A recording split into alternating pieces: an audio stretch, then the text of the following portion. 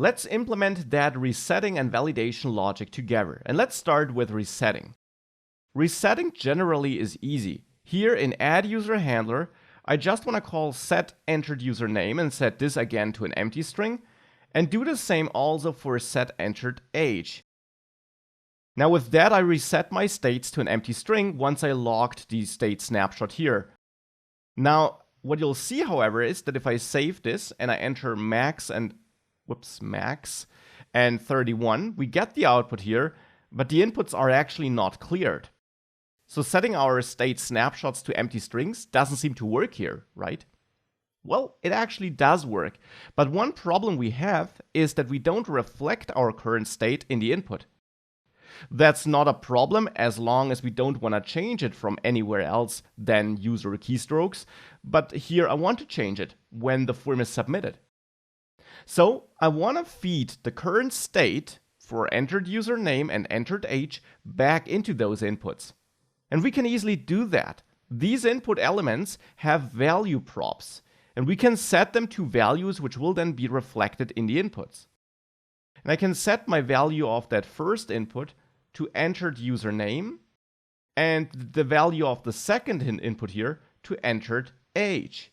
And now I'll reformat that, and with that we'll have inputs which actually reflect the current state snapshot even if it's not changed through a keystroke, but like here, upon a form submission.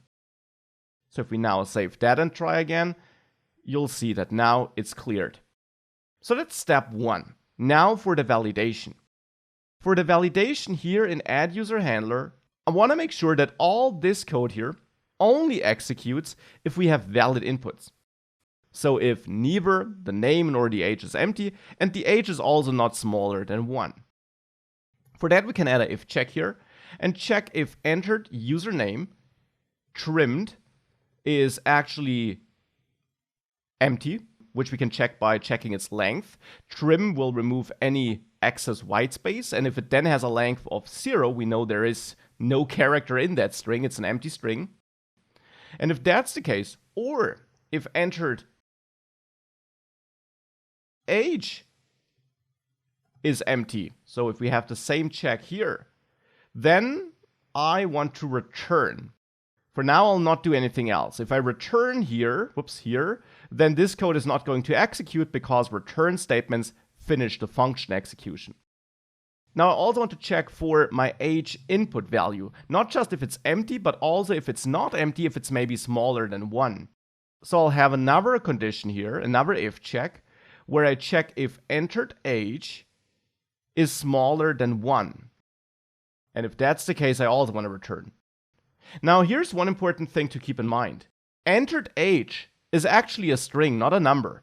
We initialize it to a string here, and anything that's entered into an input is always retrieved as a string. That's just how JavaScript and the DOM and so on works. So we have a string here. Entered age is a string, not a number. Now I'm comparing it to a number here, and generally that should work in JavaScript, but to be super safe, we can force a conversion of entered age to a number by adding a plus here.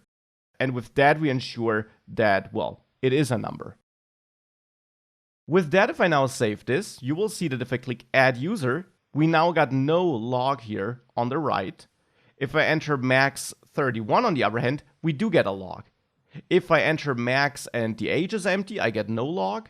And if I enter a negative age, let's say, I also get no log. So our validation, our basic validation here seems to work. Now we'll take care about the error modal later. For now, let's make sure that for the cases where we do get valid inputs, we actually take those inputs and we store the different users in a list, which we then render below the input field. Now again, you can try this on your own. Otherwise, we'll build this together over the next lectures.